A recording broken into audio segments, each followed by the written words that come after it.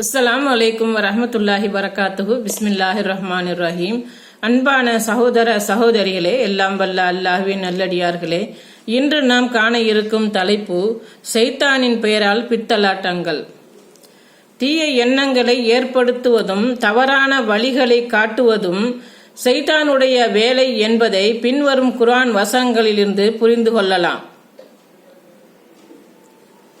அவர்களை வழிகெடுப்பேன், அவர்களுக்கு தவறான ஆசை வார்த்தை கூறுவேன், அவர்களுக்கு கட்டளையிடுவேன், அவர்கள் கால்நடைகளின் காதுகளை அறுப்பார்கள், மீண்டும் அவர்களுக்கு கட்டளையிடுவேன், அல்லாஹ் வடிவமைத்ததை அவர்கள் மாற்றுவார்கள் எனவும் கூறினான்.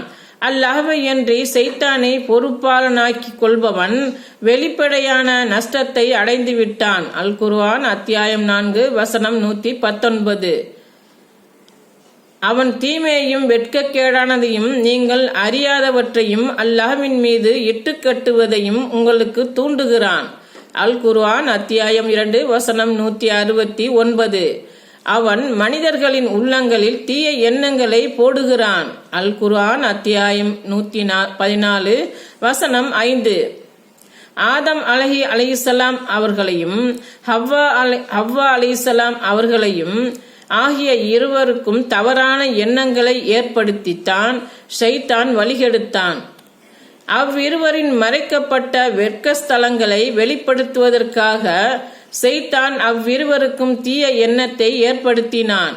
இருவரும் வானவர்களாக ஆகி விடுவீர்கள் என்பதற்காகவோ நிரந்தரமாக இங்கேயே தங்கி விடுவீர்கள் என்பதற்காகவோ தவிர உங்கள் இறைவன் இம்மரத்தை உங்களுக்கு தடை செய்யவில்லை என்று கூறினான். அல் குர்ஆன் அத்தியாயம் 7 வசனம் 20. நல்லவர்கள் கெட்டவர்கள் என்ற வித்தியாசம் இல்லாமல் அனைவருக்கும் ஷைத்தான் தவறான எண்ணங்களை ஏற்படுத்துகிறான். அப்படி என்றால் ஷைத்தானை விரட்டுவதாக கூறும் போலி ஆன்மீகவாதிகள் அனைத்து மக்களுக்கும் ஓதி பார்த்து அவர்களிடமிருந்து ஷைத்தானை விரட்டுவார்களா? நபிமார்களுக்கு ஷைத்தான் தான் இடைஞ்சல் தந்ததாக திருக்குர்ஆன் கூறுகிறது. இன்றைக்கு இவர்களுக்கு ஷைத்தானை விரட்ட தெரிந்த யுக்தி நபிமார்களுக்கு ஏன் தெரியவில்லை என்று நாம் சிந்தித்து பார்க்க வேண்டும். இவ்வாறே மனிதர்களிலும் ஜின்களிலும் உள்ள ஷைத்தான்களை ஒவ்வொரு நபிக்கும் பகைவர்களாக ஆக்கினோம். அல் குர்ஆன் அத்தியாயம் 6 வசனம் 112. முஹம்மதே, உமக்கு முன் நாம் அனுப்பிய எந்த நபியானாலும் தூதரானாலும் அவர் ஓதும் போது ஷைத்தான் அவரது ஓதுதலில் தவறான குழப்பத்தை போடாமல் இருந்ததில்லை. அல் குர்ஆன் அத்தியாயம் 22 வசனம் 52.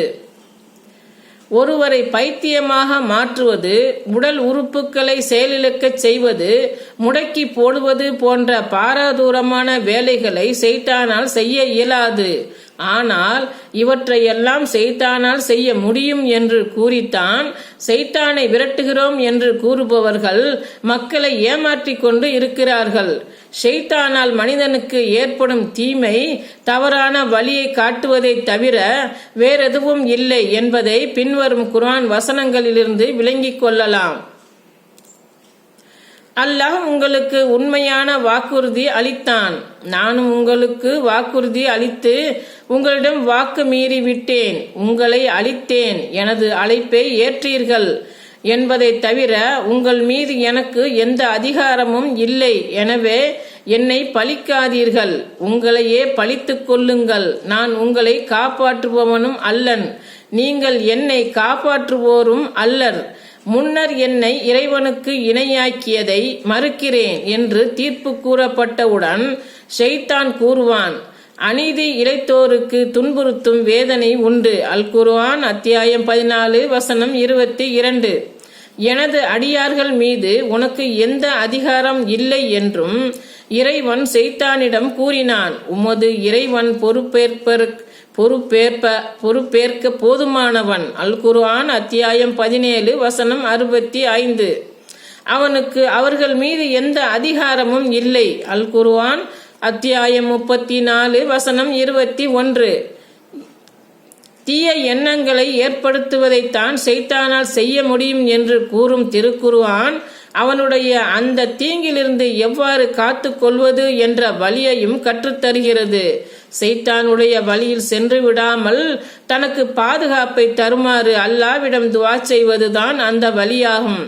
இந்த துவா சைத்தானின் சூழ்ச்சியை முறியடிக்கும் மாபெரும் கருவியாகும். அஸ்ஸலாமு அலைக்கும் வரஹ்மத்துல்லாஹி வரகாத்துஹு.